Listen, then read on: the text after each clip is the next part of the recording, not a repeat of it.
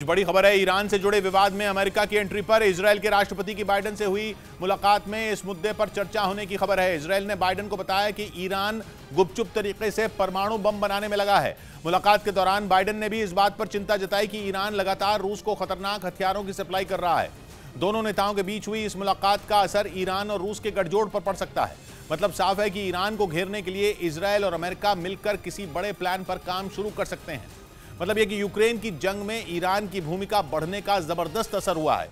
Israel से लेकर America तक परेशान है। माना जा रहा है कि ईरान के खिलाफ अमेरिका कुछ नए और ज्यादा कड़े प्रतिबंध लगा सकता है और इससे जुड़ा प्रस्ताव संयुक्त राष्ट्र में भी लाया जा सकता है। इस बार अमेरिका और इजरायल के राष्ट्रपति की मुलाकात के दौरान ज्यादातर वक्त ईरान पर ही चर्चा हुई। ईरान की ताकत बढ़ने से सबसे ज्यादा खतरा इजरायल को है। इजरायल का दावा यह है कि ईरान केवल आत्मघाती ड्रोन नहीं बना रहा, बल्कि वो अपने परमाणु हथियार भी बना रहा है। जब से ईरान और रूस के गठजोड़ की खबरें सामने आई है, सबसे ज्यादा बेचैन इजरायल हुआ है, क्योंकि इजरायल को लगता है कि रूस और ईरान के बीच कोई बड़ा समझौता हुआ है। अंदेशा जताया जा रहा है कि रूस ने परमाणु हथियार बनाने में ईरान की मदद का वादा कर दिया है। इसीलिए इजरायल तो मानकर चल रहा है कि अगर ईरान के हाथ में परमाणु बम आ गया तो उसका इस्तेमाल सबसे पहले इजरायल के खिलाफ ही होगा। यही वजह है कि वो अभी से ईरान को घेरने की कोशिश में जुट गया है। ईरान की घेरेबंदी में अमेरिका और इजरायल दोनों एक साथ दिख रहे हैं, जिसकी वजह भी साफ है।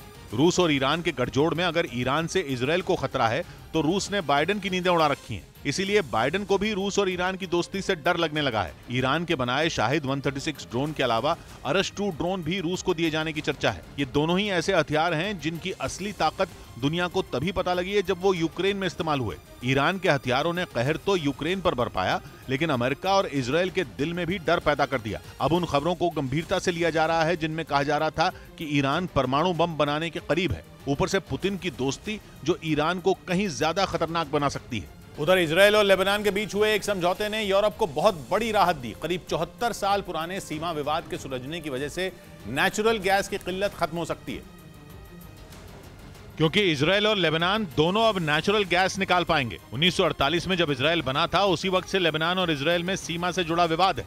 दोनों के बीच समुद्री सीमा सैकड़ों किलोमीटर लंबी है। लेकिन उससे भी बड़ी बात यह कि जिस समुद्री सीमा पर विवाद है, वहां नेचुरल गैस का बहुत बड़ा भंडार है। इसका नाम है करिश गैस फील्ड। यहाँ नेचुरल गैस का इतना बड़ा भंडार है कि लेबनान और इजरायल दोनों की अर्थव्यवस्था को पंख लग सकते हैं। इस गैस फील्ड के दम पर अमेरिका रूस का खेल बिगाड़ सकता है। अब तक गैस की किल्लत का सामना कर रहा यूरोप ठंड में चैन की नींद ले सकता है। मतलब है कि इजरायल और लेबनान के बीच सीमा विवाद का सुलझना यूरोप के लिए बड़े फायदे का सौदा साबित हो सकता है। बल्कि माना तो ये जा रहा है कि लेबनान और इजरायल के समझौते के पीछे ये गैस फील्ड ही है। पिछले कुछ महीनों से अमेरिका की तरफ से इस समझौते की कोशिश की जा रही थी। यहां तक कि बिचौलियों की एक टीम अमेरिका से गई थी जिसने दोनों देशों के नेताओं से बात की थी। लेकिन जंग की वजह से जब पूरी दुनिया की अर्थव्यवस्था बेहाल हुई तो लेबनान भी बर्बादी की तरफ बढ़ने लगा था। माना जा रहा है कि लेबनान के मानने की ये बड़ी वजह रही, क्योंकि लेबनान की 3/4 आबादी इस वक्त गरीबी में जीने को मजबूर है। ऊपर से लेबनान को आर्थिक संकट से निकालने का कोई रास्ता नहीं दिख रहा था। इसीलिए गैस फील्ड से जुड़े विवाद को सुलझाना लेबनान के लिए बेहद जरूरी था, ताकि वो आर्थिक हालात को बेहतर बना पाए। लेकिन यह समझौता यूरोप के लिए वरदान साबित हो सकता है, क्योंकि यूरोप को अब तक रूस की गैस का विकल्प नहीं मिला है। इजरायल के पास इतनी नेचुरल गैस नहीं है कि वो यूरोप की जरूरत को पूरा कर पाए।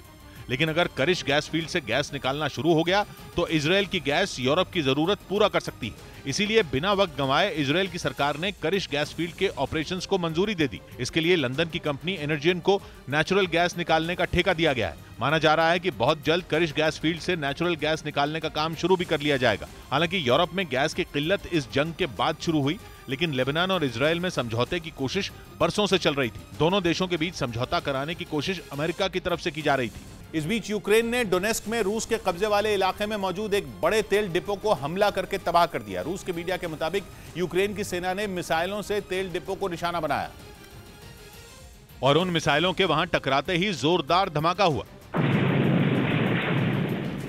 इसके बाद तो वहां आग का बवंडर उठने लगा। दूर दूर तक जहां भी नजर गई बस आग ही आग दिखाई दी। ऐसा लग रहा था मानो वहां कई किलोमीटर तक ज्वालामुखी का लावा बह रहा हो। मिसाइल हमले के बाद वहां आसपास रहने वाले लोग सड़कों पर आ गए। वो भी तेल डिपो में लगी आग को चुपचाप खड़े होकर देखते नजर आए। किसी को कुछ समझ में नहीं आ रहा था कि आखिर उसे बुझाने के लिए क्या किया जाए। रूस ने दावा किया कि यूक्रेन के निशाने पर तेल डिपो के करीब का ही एक रेलवे स्टेशन था, लेकिन उसकी मिसाइलों ने तेल डिपो को निशाना बना लिया। दावा किया गया कि कई घंटों बाद वहां लगी भीषण आग को बुझा लिया गया। इधर गुजरात के अहमदाबाद में दिवाली पर सड़क पर हुड़दंग करने वालों को पुलिस ने सबक सिखा दिया। सड़क पर कुछ लोगों ने स्टंट करते हुए जमकर आतिशबाजी की थी, जिसका वीडियो सोशल मीडिया पर वायरल हो गया था, जिसमें कोई सड़क पर पटाखे फोड़ता दिखा तो कोई अपनी कार के ऊपर से पटाखे जलाता नजर आया।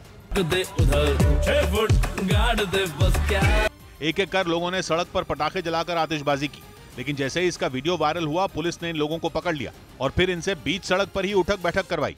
हालांकि काफी देर तक कान पकड़कर उठक बैठक करवाने के बाद पुलिस ने इन लोगों को चेतावनी देकर छोड़ दिया, लेकिन कुछ लोगों पर कानूनी कार्रवाई भी की गई। आरोप है कि दिवाली के दिन इन लोगों ने सड़क पर पटाखों के साथ अलग अलग तरह के स्टंट किए थे।